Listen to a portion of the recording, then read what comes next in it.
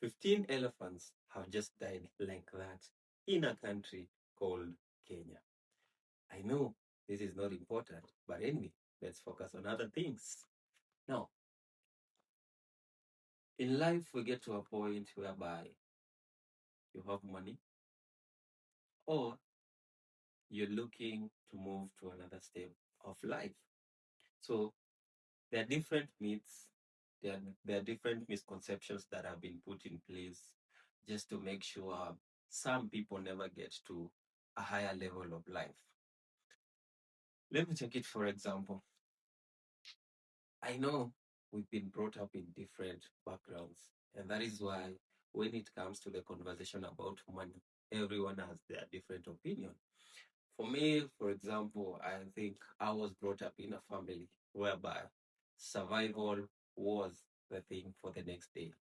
So the money that was being made today was being spent because we were living on that hope that tomorrow we are going to get more money, or tomorrow we are going to get another money. And that is how we survived it. And that is how I ended up being now the person that you see right in front of you. For others, the story is different. Maybe for others, they were brought up in a family whereby they were taught how to save.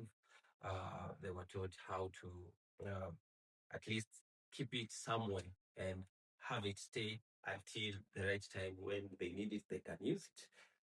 We are not the same in life. There are those who have, and there are those who don't have. There are those who are living hand to hand or hand to mouth, and there are those who are living like they have to waste. They have enough to waste.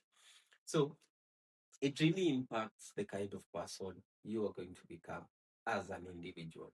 And I know many people are not ready to have the money conversation. Many people are not willing to speak about it openly. And since everyone has their opinion,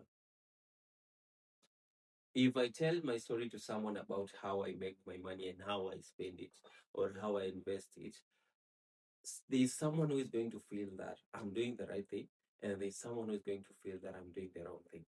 Just the same way, someone who has 100 million US dollars will do a different thing than someone who has 1 million uh, US dollars in the bank account.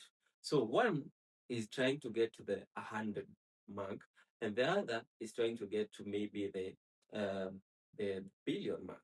Okay, so one might be spending all the money, the other person might be reinvesting the money. So the type of investment that you take doesn't matter for as long as something works for you. I know many people's idea have been told that don't do this, this is not going to work for you, do this is going to work for you. But are we ready for the conversation that something that works for me might not work for you, but something that works for you as an individual might never work for me? So we are living in a situation, or we are living in a generation whereby try and error is the only way to know if something is going to work for you. So forget about what you've been told. Forget about what you know. We learn each and every day. And the conversation around money goes way beyond to what you know and what you're going to know tomorrow. Because the tactic that is going to help you save money maybe 10 years ago is not the same thing that is going to help you save money right now. You see, you'll realize that years back, jobs were many, people were few. Okay, so anyone could get a job easily, and people are being forced to even work. All right, but right now, jobs are not even there. All right, so the same system that was working before cannot work for you right now. So if you ever find yourself in a situation whereby someone else is about to make a financial decision for you, you need to understand that this might work for you or it might never work for you. And that is the generation that we've been brought in right now. Okay, so you might find me, I have I have 50 million Kenya shillings. I prefer to buy a Range Rover. Okay. For me, I know a Range Rover is an asset. Okay. And it is a depreciating asset. But for me, maybe I'm using that Range Rover to move from point A to B to simplify how I'm going to do or close my businesses. And then you'll find someone else with the same 50 million Kenya shillings. They are going maybe to buy a plot somewhere or land somewhere and construct an apartment. Okay. So you see, we are not sorry about that. We are not the same. And the one who is investing in the apartment and me who is investing in the Range Rover, we have done two different things. And people have different opinions. Someone is going to tell me, you see, that Range Rover is going to take money away from you. It's something that is always going to need something. It is always going to need something. But you see, even the apartment also needs something. For as much as it is bringing in money, it is generating revenue, it is still requesting for something. There are repairs, definitely. Things go wrong. It's not just 100% perfect.